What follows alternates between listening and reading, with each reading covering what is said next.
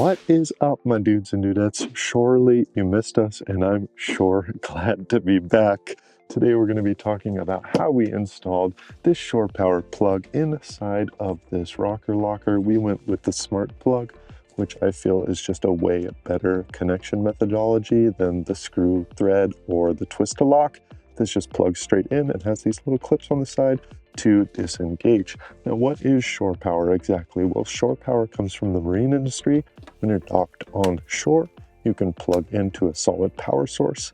For us in van life, that means you can plug in at home to charge your batteries, or if you're staying at a KOA, you can plug into one of the RV connections and run all of your appliances on that. We chose to mount it in here because we're always keeping things crispy and we don't like things on the outside of the van. So let's go ahead and see how we pulled this off.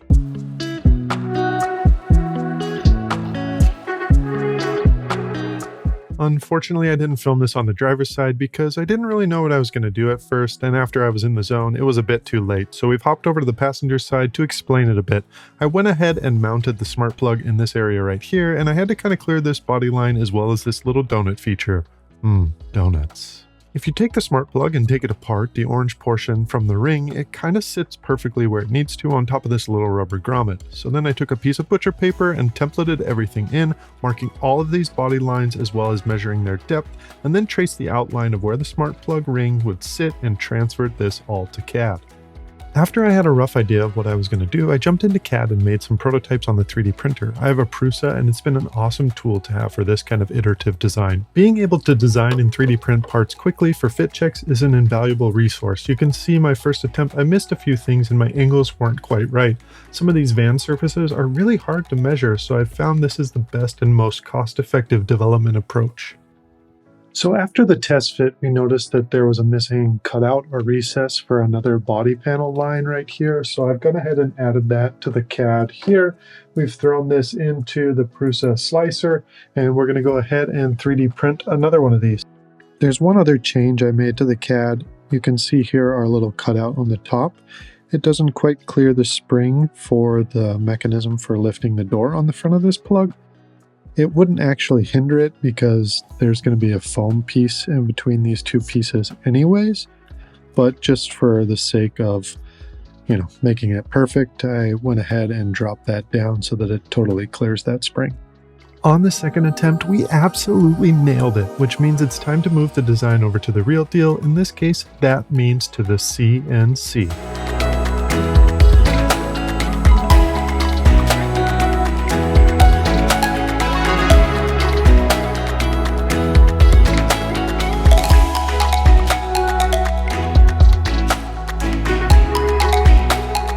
Here's the progression of the pieces. Here's my first prototype. This is a 3D printed part, and I had to make a few minor changes. I had to add this cutout here. I had to make that a little bit deeper for the hinge, and then I had to change the angle for the three-dimensional body panel piece there. And then we moved on to production, and this is machined out of Delrin. So the reason why we 3D print all these parts is because the cost of the filament for each of these is about 50 cents, and this chunk of Delrin is about $35. So in order to get that right, it's super important that we do our homework up front. And here is the final CNC piece, test fit in the spot where we're going to put it in the rocker locker. This gives us a nice flat surface on an otherwise cluster of a body panel, as well as gives us a template for where to drill and cut the holes. The top two holes were easy to drill, but since the lower two are on a slanted body line, which you can't really see here because this shot is terrible and only filming my blurry weenus, I used the adapter to actually guide the drill bit during drilling. Overall, it worked pretty well. Not perfect because the adapter is plastic and susceptible to side drilling, but good enough for us here. I did another quick test fit with just the smart plug cover, removing the actual orange plug to make sure everything was going to be Gucci, including all the screw holes drilled well enough, and the lid was able to open and close without any issues. Yay! With the shore power god smiling down on me, I went for it, drilling the large center hole. With how uneven the surface was and my coarse tooth hole saw, this was an absolute wrist breaker. I've kind of got a Cyclops smiley face going on here. It's got a nice little eyebrow up there. This is actually pretty hard to drill. but we're making it work. Alright, back to drilling. I'm using a 2.5-inch hole saw here, and unfortunately I didn't have a fine-toothed one, and I didn't want to spend more money since I already had this one. But the teeth were grabbing like crazy, and it was overall not a great experience. If you don't have a 2.5 already, make sure you buy one with at least 10 teeth per inch, or TPI, like the pros say. I then vacuumed up a lot of the excess metal chips. Speaking of chips, comment your favorite chips down below. Mine are Ruffles, cheddar, and sour cream. I then cleaned up the hole, making sure to deburr it completely. Did another round of chip removal, this time with the compressed air nozzle, and then finally finished all the bare naked edges with Rust Bullet.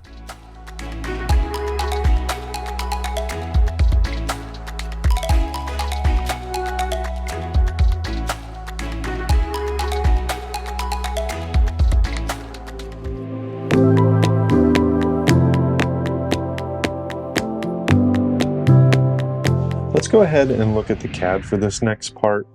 We have three main pieces. We have this back plate. This is actually going to mount to the van. There are these holes that will have threaded inserts. 4 of them are from the smart plug through the van into this plate. We'll put some Sikaflex around the outside, and then the other 4 actually hook these 2 pieces together. We went with this trim ring design so that we could actually wire the thing together before collapsing everything down and sealing it all up. And then this top cap, it actually plugs it, and there's some relief here on the back just to keep the whole width of the thing pretty narrow. So yep, that's it. We're going to throw this on the machine and make it a reality.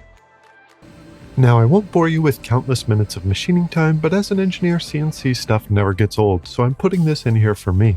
This is wrapping up the final operation on the ring piece for the hole for the wire, and I love how it made a little coolant reservoir that all poured out when I opened the vise. Sort of like the childhood dreams we all let slip away. I finished this hole up outside the machine with a 1/2 inch NPT because this thing is huge and I don't have a tool holder for it. Since it's plastic, it's easy enough to tap by hand. I then screwed in the 90-degree liquid-tight conduit fitting. It's nice because this has an O-ring on it that also seals up against this housing. To seal things up between the individual pieces of housing, I'm using adhesive-backed neoprene. This is coincidentally the same seal I'm using for the rocker lockers right now, so here's a shameless plug for you to go watch that video after this one, and maybe sign up for the waitlist because they are coming out next month. So you can see this gasket will squish down like a nice toasted marshmallow between 2 graham crackers and a s'more, except in this case these crackers are made from ABS plastic and well, the marshmallow is neoprene, so yeah, don't eat this.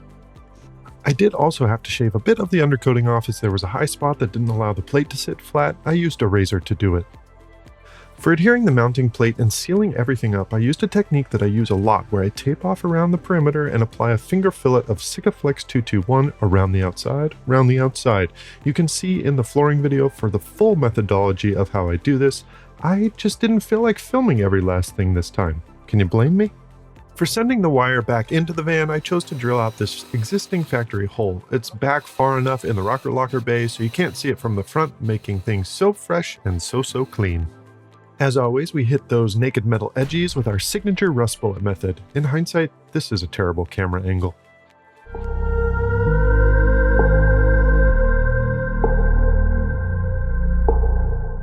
To make passing things through the liquid-tight cord grip easier, I stripped off a little bit of wire jacketing on this Encore Marine Grade 10-3 triplex. Alright, so I got these wired in. It was kind of a pain to get these ones on the side. I don't know why they made this so that it's side tightened. It definitely seems like it should be tightened from the end, like normal pass-through plugs are. But anyways, we got all 3 wires in, and now we just gotta put the cover on and collapse this down. And now here is the back cover on the smart plug itself. You kind of have to do some wire routing gymnastics around the center post where it screws in and while you're sliding it into place, and then tighten the screw followed by the other 2 screws on the wire clamp. Unfortunately, there is no clean routing from the rocker locker into this cavity, so here we are again taking the van to hole saw hell and poking one more hole through the D-pillar.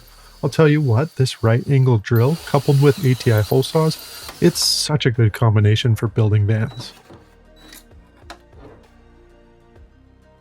Did you ever hear the joke about 3 holes filled with water? Well, well, well. I don't know if you can see this, but just how smooth these ATI cutters cut sheet metal. Hardly any chatter, just a really nice, clean cut.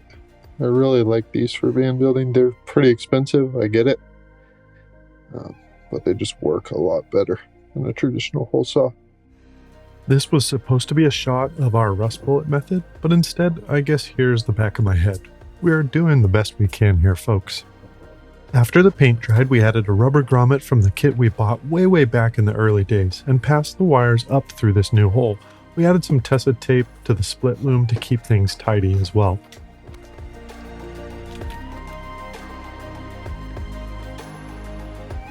Then I also came back on the other side with split loom and Tessa tape for a harness that would make your mama proud. Hi, Mom! And ultimately, this will connect to this Blue Sea breaker.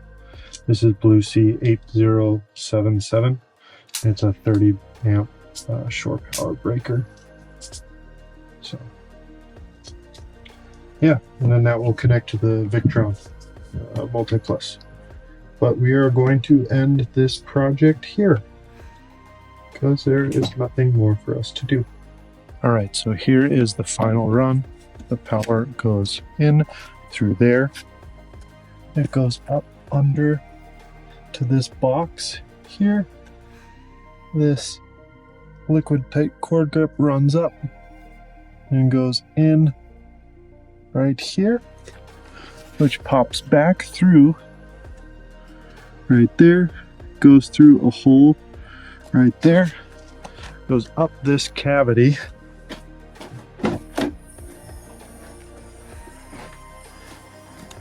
right here, pops out that hole right there, goes up into a hole we drilled through here, and then it comes out into the wall and will dump into our electrical cabinet. Well, my friends, that wraps up another video in the Adventure Van build series. We sure hope you liked it, and maybe you were surprised where we mounted our shore power plug, or maybe not if you follow this channel, because you always know we do things just a little bit different. Now, if you're going to mount this the traditional way, where you mount it on the outside of your van, this is definitely DIY beginner friendly. It's not that difficult. But if you're going to follow our path, where we actually machine this bracket to all these crazy contours and body lines in the van, it is up there at the intermediate level. Now, depending on how the rocker locker project rolls out, I may offer this as an additional accessory if there's enough interest and people want to follow this path long term. Now, the total cost for this project was about $450 when you include all the hardware. The smart plug itself is a little bit more expensive than the other options, but we feel that it's worth it. Now, the total time, if you're going the easy route, you can knock this out in an hour. It's really low, maybe a little longer if you have to wait for the paint to dry. If you follow our path, it took us about a whole day to get this all ironed out and all the designs and everything put together. If you like what we are doing, please give us a thumbs up. It really does help us out. If you have any questions or comments about this video or anything you've seen in it, drop those down below. I personally respond to each and every one of you. And on your way down there, you know what to do. Slap that subscribe button. We will see you in the next one.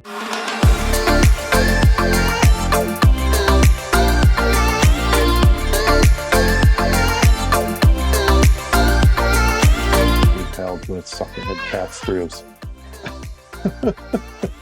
I forget the next part and what comes after cost. Time. Helicopter.